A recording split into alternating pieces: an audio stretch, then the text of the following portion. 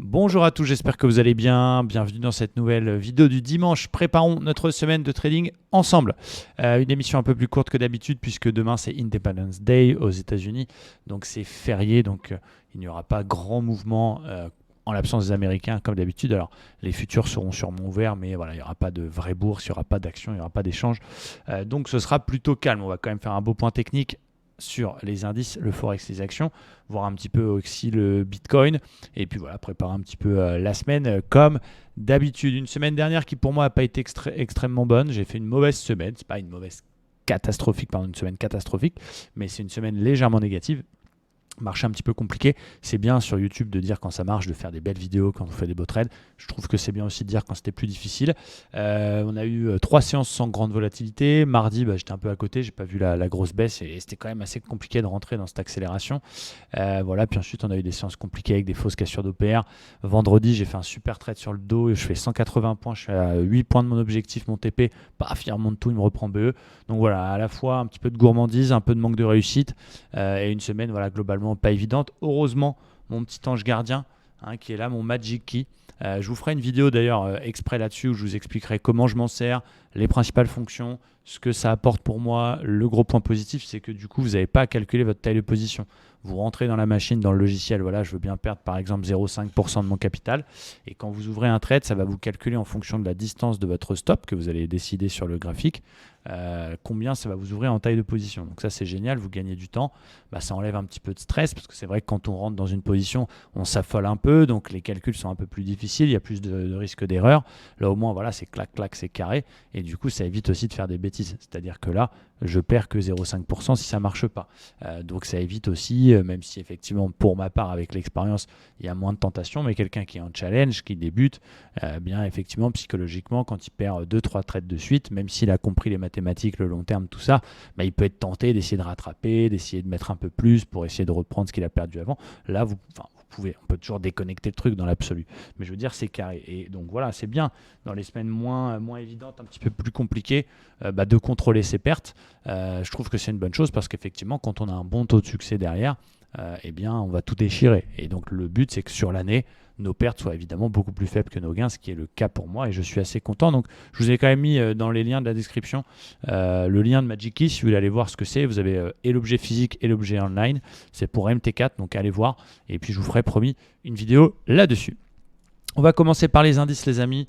On va commencer par le Standard & Poor's rapidement. Alors, je ne le traite pas beaucoup. On me demande souvent pourquoi tu ne traites pas le Standard & Poor's. C'est le boss, c'est clair. C'est lui qui décide un peu. C'est les 500 plus grosses entreprises américaines. Maintenant, je suis un peu plus habitué au Dow Jones par sa construction, par sa volatilité. Le Standard & Poor's étant plus petit, il fait 3800 points, vous voyez, par rapport au Dow Jones qui en fait 31 000. Forcément, quand le Dow il prend 100 points, le Standard & Poor's en prend que 10. Donc du coup, c'est des stops plus courts en termes de points, c'est d'autres références dans la tête, c'est plus chargé en valeur du point, donc c'est un autre style. Donc effectivement, il est propre, mais je préfère personnellement pour le day trading le Dow Jones. Maintenant, c'est important de regarder ce que fait le S&P. On l'a vu cette semaine avec des trades notamment sur le Nasdaq qui se sont retournés parce que le Standard & Poor's lui était sur un niveau clé alors que les autres n'y étaient pas et donc s'est retourné.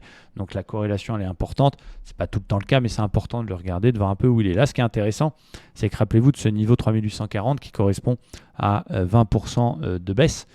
C'est un peu ce niveau clé bear market. Eh bien on a réussi pratiquement à le réintégrer, on l'a repassé par le bas mais on revient à son contact.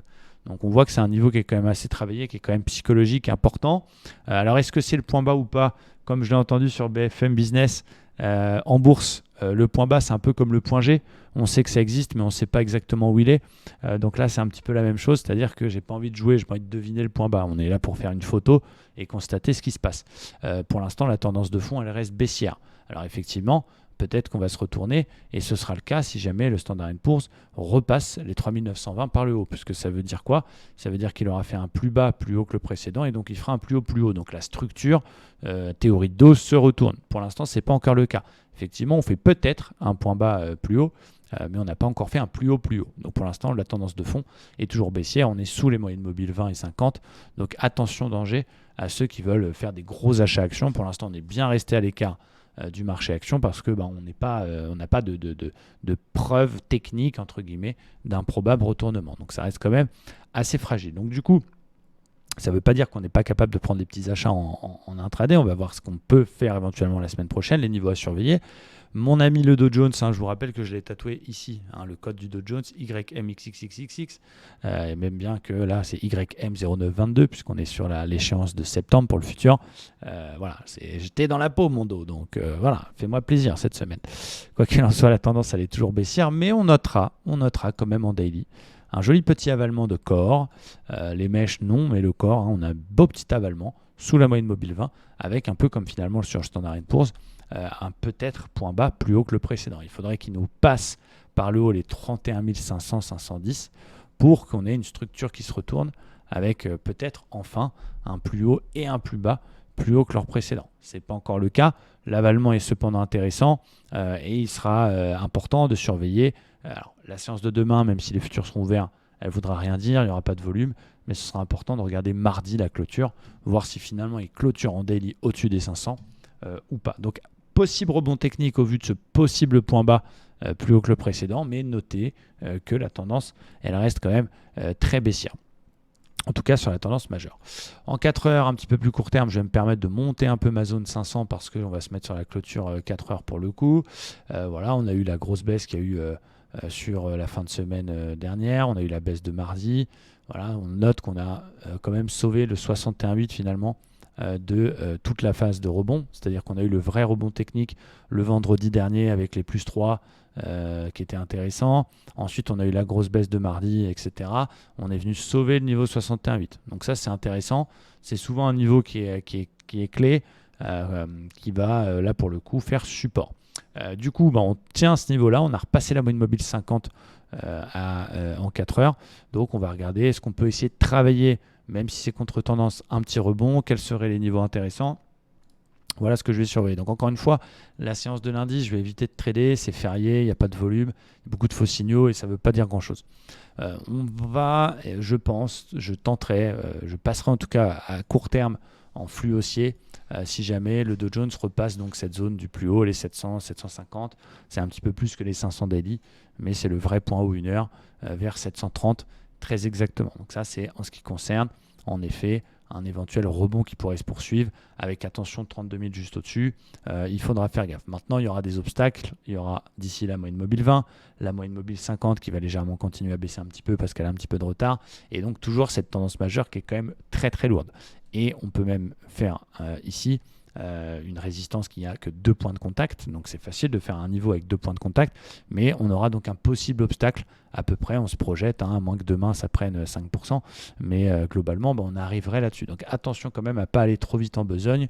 C'est bien sûr s'il arrive à s'extraire de tout ça qu'on peut se dire ouf, voilà, c'est peut-être le point bas, c'est l'été, il va y avoir un petit peu de calme, un petit peu plus tranquille, et pourquoi pas procéder à quelques achats à bon compte. Donc en effet, au-dessus de tout ça, le rebond peut perdurer et on peut avoir un marché qui tente d'aller rechercher peut-être 33 500, les plus hauts récents du mois de mai.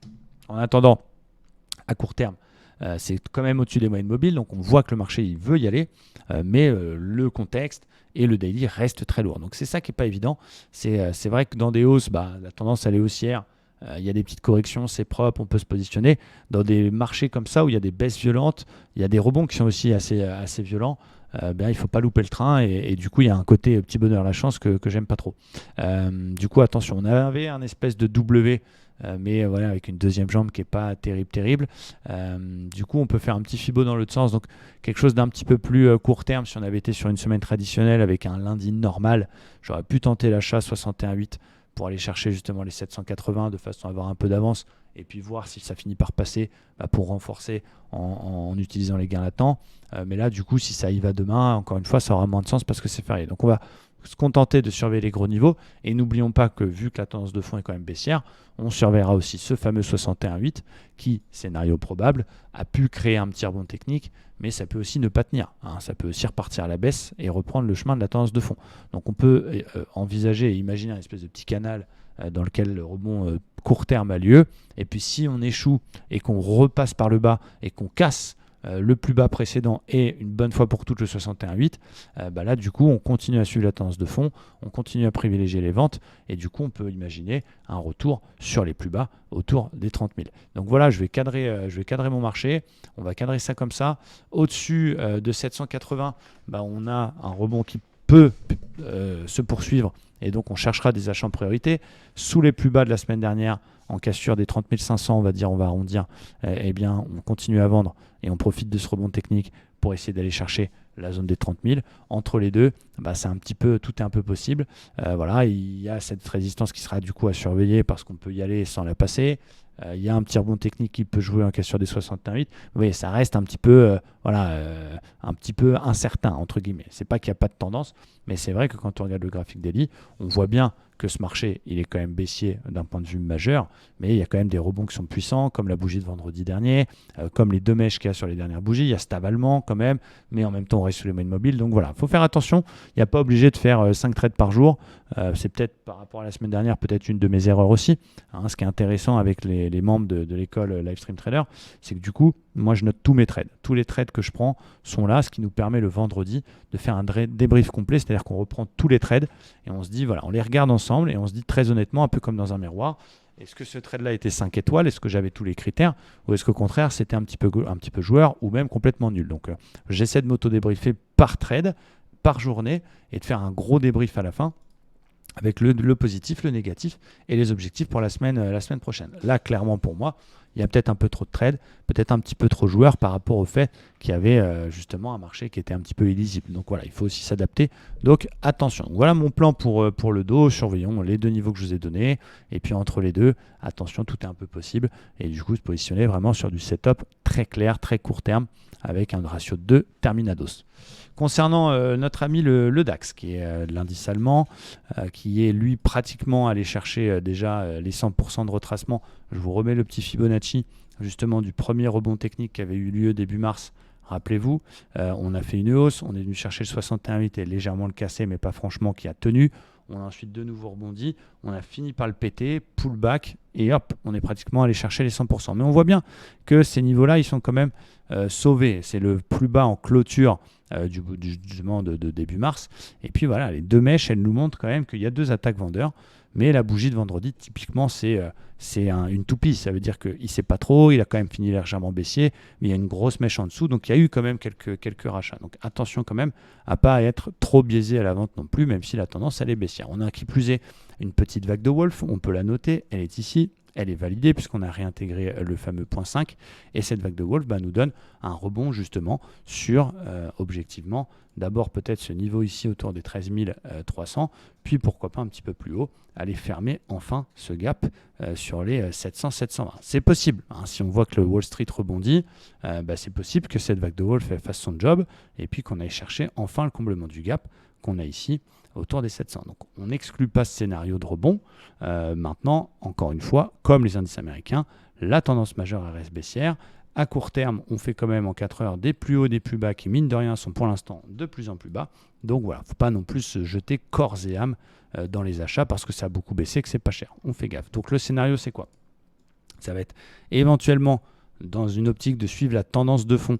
Si jamais ça échoue sur cette espèce de haut de canal, qu'on finit par le casser, on pourrait, c'est comme un drapeau, essayer de reporter la hauteur, ce qui nous donne une baisse et un objectif qui est à moyen terme, on va dire, la zone des 12 000. Donc on surveillera cette espèce de petit canal dans le sens du flux, dans le sens de la tendance majeure. Si à l'inverse, ce canal, il est complètement défoncé et justement le rebond se poursuit et on vient casser les différents paliers de Fibonacci, notamment le 50 et le 61,8, là on peut imaginer un petit achat pour aller chercher justement notre zone déjà des 61,8 daily cassés des 350-400 et puis si ça repasse par le haut ce niveau-là, allez enfin fermer le gap qui reste ouvert. Donc voilà ce que je vais surveiller sur le DAX. La zone 61,8, 13 050, ça veut dire que les 13 000 sont repassés et on sait qu'on a une forte probabilité d'aller au 100%, ça offre en plus des ratios intéressants. Ça repart à la baisse, ça casse le drapeau par le bas, la tendance de fond est trop forte, elle est baissière, ça tient, et du coup on pète ce petit drapeau potentiel pour aller chercher d'abord les 100% une bonne fois pour toutes et 400, puis pourquoi pas les 12 000 points. Donc vous voyez, j'exclus pas le scénario d'un rebond, j'exclus pas le scénario d'une vente. On est là pour faire une photo, on n'est pas là pour donner ce qu'on a envie de voir, mais au contraire, vraiment regarder et essayer justement de détecter les niveaux clés sur lesquels on peut intervenir. C'est tout le sens de l'analyse technique. J'en profite pour faire un point sur le pétrole. Donc le pétrole qui nous offrait une possible divergence baissière, mais qui n'a jamais été validée. On avait une belle divergence baissière ici. Alors j'ai pris du recul, mais hop, voilà. Elle est là, c'est parce que j'ai zoomé pour avoir ce RSI en gros. Le bruit, donc si vous ne savez pas ce que c'est, vous tapez divergence Bayol sur YouTube, vous tomberez sur des vidéos où j'explique en détail les divergences. Le bruit n'est pas cassé, donc elle n'a jamais été validée. Pour l'instant, tendance de fond hyper forte. Et le gold, c'est un peu lourd, c'est toujours pareil, tendance baissière. Le dollar toujours solide, pèse aussi parce qu'il est coté en dollars. Donc plus le dollar monte, plus le gold cote moins de dollars. Donc forcément, c'est ce qui pèse sur la tendance court terme. Voilà, bon, on va le laisser faire. Il y avait un premier support potentiel ici en bleu pointillé, mais qui n'a pas tenu. On ne casse pas franchement les plus bas du mois de mai, mais ça reste quand même baissier. Voilà, on va attendre les gros supports, les gros niveaux et les 1700 dollars. Côté Forex, les amis, je vous ai sélectionné 3-4 paires sur lesquelles il peut y avoir une opportunité.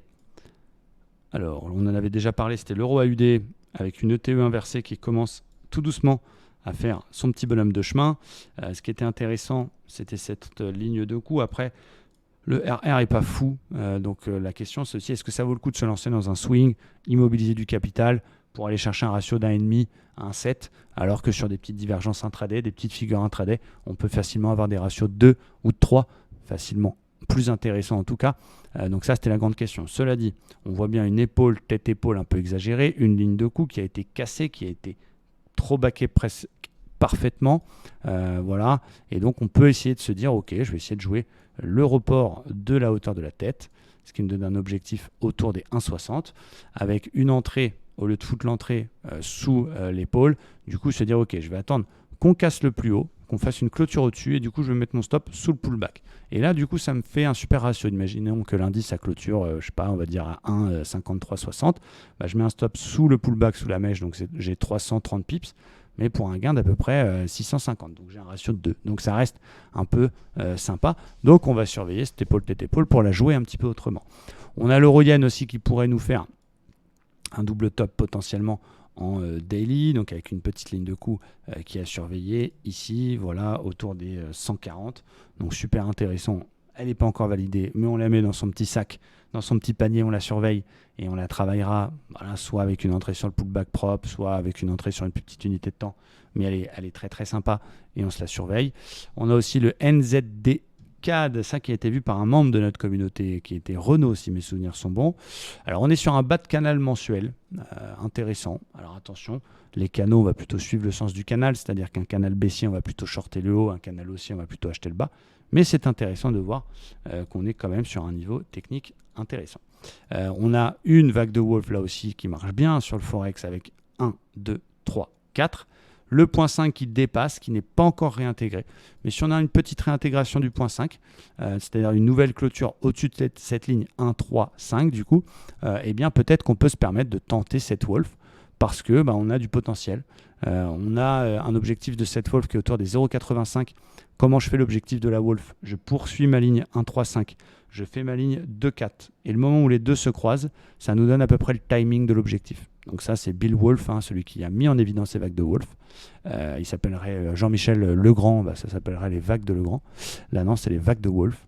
Et du coup, c'est ce qu'il utilise pour donner un avis, un objectif à peu près théorique d'une vague de Wolf, parce qu'on ne sait jamais trop quand la ligne elle va être touchée, la fameuse 1,4. Mais du coup, voilà, surveiller pour un swing. Et la dernière paire, c'est notre dollar contre le CNH. Donc dollar contre Chine, super intéressant parce que le dollar étant fort, c'est cool, ça continue, ça pousse, mais on s'est enfermé dans un espèce de fanion qui pour le coup me plaît parce qu'un fanion, vous le savez, s'il est validé, c'est-à-dire que s'il est cassé par le haut, eh bien on convient de reporter la hauteur du mât. La hauteur du mât, elle nous donne justement le plus haut précédent daily vers les 7,20. Donc là, on a quelque chose en tendance, dans le sens du flux, en sortie de, alors pas vraiment consolidation, mais sortie de pause. Une tendance, elle peut marquer une pause. Qui est à surveiller, qui est plutôt pas mal et qui offre un super ratio, puisque si vous achetez par exemple le fanion cassé, admettons que ça casse par ici avec un stop sous le fanion, on a 113 de pertes pour 450 de gains. Donc on a un ratio de 4 là-dessus qui est pas mal. Les actions, donc voilà, on vous l'a dit, du côté du portefeuille, on n'est pas très engagé. J'ai encore du L'Oréal, où on est plutôt bien. J'ai encore du Pinduo Duo, où on est très bien. J'ai encore du Grifols, où on est très très bien. Voilà, c'est tout. J'ai pas beaucoup plus d'actions. J'en surveille quand même 2, 3. On surveille Starbucks, sur lequel on a un possible double bottom. Si en plus ça repart un peu du côté des US, bien il faut acheter quelques titres pour essayer de profiter de la vague. Bien, on a fait quand même une belle verte vendredi. On a ce double bottom sur zone qui a surveillé pour éventuellement travailler un petit achat. On a Sartorius, pareil, un petit peu la même configuration qui est plutôt pas mal avec une ligne de coup qui serait vers 331. Et une dernière un petit peu plus couillue, si je puis me permettre, c'est Air France avec une divergence, vous l'avez reconnu, qui n'est pas encore validée. Elle sera validée si on casse ce bruit, mais qui est à surveiller, qui offre un superbe ratio. Donc voilà, pourquoi pas ces 3 titres. Il y en aura d'autres, bien sûr, on les suit tous les jours. Vous savez, dans l'école de trading Livestream Trader, tous les matins, vous avez la théorie, vous avez le morning live, on va faire des analyses sur les indices, préparer nos plans pour la journée. Ça nous arrive de prendre des trades aussi quand il y a des opportunités. On regarde le Forex en détail, on prend des divs en 1 heure s'il y en a, et on regarde des actions tous les jours. C'est des émissions de 2 heures tous les matins qui mêlent théorie et pratique, qui permet aussi de répondre à vos questions et qui permet ensemble, en direct, de détecter des opportunités. Et donc forcément, dans la semaine, il y a plein de choses qu'on voit que je ne peux pas vous parler aujourd'hui parce que je ne les ai pas encore vues. Donc si vous voulez nous rejoindre, vous former sérieusement, apprendre une méthodologie, travailler le mindset qui est 90% de votre trading, eh bien vous avez les programmes de l'école Livestream Trader qui ont en plus une durée illimitée dans le temps puisqu'il y a un paiement à la souscription et ensuite c'est à vie parce que chacun a besoin d'un temps différent. Toutes les infos sont dans la description de la vidéo, n'hésitez pas à aller voir. Je termine cette vidéo par le Bitcoin. Donc le Bitcoin, je vous ai dit attention, ne vous jetez pas sur le Bitcoin. En effet, on en parle beaucoup. Moi aussi, j'ai dit quand il était à 70, oh mon Dieu, si un jour je le vois à 20 000, je mets la maison. Mais pour l'instant, c'est encore très très baissier. J'ai pas le signal qui va bien. La baisse s'est arrêtée sur ce niveau ici qui est le plus haut de 2017. Donc ça s'est arrêté pile là-dessus. Le double top mensuel n'a pas encore fait l'objectif, qui converge avec un support. Donc effectivement, je pourrais acheter dans ce niveau-là, mais si j'ai un signal. Mais pour l'instant, force est de constater que c'est très très baissier. On marque des pauses dans cette baisse, mais il y a toujours une vague d'accélération derrière. Et là, je pense que beaucoup se sont fait avoir avec ce point bas qui était justement l'ancien top 2017. Ils se sont dit, ah ça y est, ça repart. Il a fait 18-22, mais tout de suite, il a tout perdu. Et il est revenu au contact des plus bas. Donc attention danger. Moi, je vais attendre sagement un vrai signal. Pour l'instant, il y a un peu de volatilité. Il peut rester un petit peu bloqué aussi autour des 20 000 parce que ça reste un chiffre que tout le monde a vu et qui est psychologique. Mais mon vrai niveau, meilleur point d'entrée, c'est un petit peu plus bas. C'est autour des 10 000 $ qui correspond donc convergence entre ce support long terme et l'objectif du double top mensuel, je vous rappelle, qui était là. Donc bravo à ceux qui ont acheté à 2005 et qui ont vendu à 70 000. J'ai vu des vidéos YouTube, apparemment il y en a qui ont fait ça. Je les félicite, bravo à vous. Moi pour l'instant je suis plutôt liquide. Je vous avais dit que je prendrais des décisions de solder tout ça autour des 30 000 $ si ça cassait. Voilà, je vais attendre avant de mettre le paquet, entre guillemets, qu'on aille sur un très bon niveau clé et qu'en plus derrière on ait un signal, ce qui n'est pas le cas. Donc attention à ne pas essayer d'attraper le couteau qui tombe. Je vous l'ai redit, je le redis au début de cette vidéo, en bourse, le point bas, c'est comme le point G chez une femme. On sait que ça existe, mais on ne sait pas le trouver.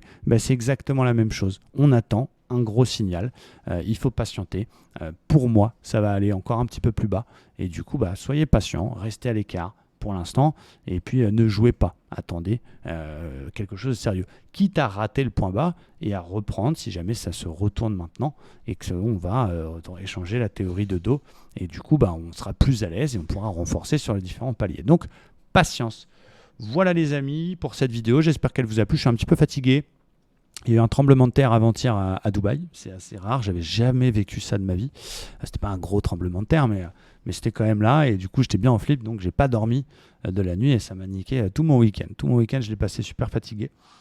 Donc voilà, et bon, c'est pas très grave, on va se reposer bien cette nuit pour être en forme pour la semaine prochaine. Mais voilà pourquoi cette émission est un petit peu plus calme et un petit peu plus courte. Et en plus, c'est férié demain. Donc prudence à tous, ne tradez pas un jour férié, ça n'a pas de sens. On se retrouvera cette semaine. Je vous ferai une vidéo sur le Magic Key. J'essaierai de vous faire des vidéos aussi de débriefs de trade. Je pense que c'est intéressant. Vous me l'avez demandé, donc je vais vous écouter. Et merci à tous d'être de plus en plus nombreux. N'oubliez pas de vous abonner à la chaîne, c'est important. Ça nous donne de la force et bien sûr de mettre un petit pouce bleu. Bon dimanche à tous. Ciao, bye bye.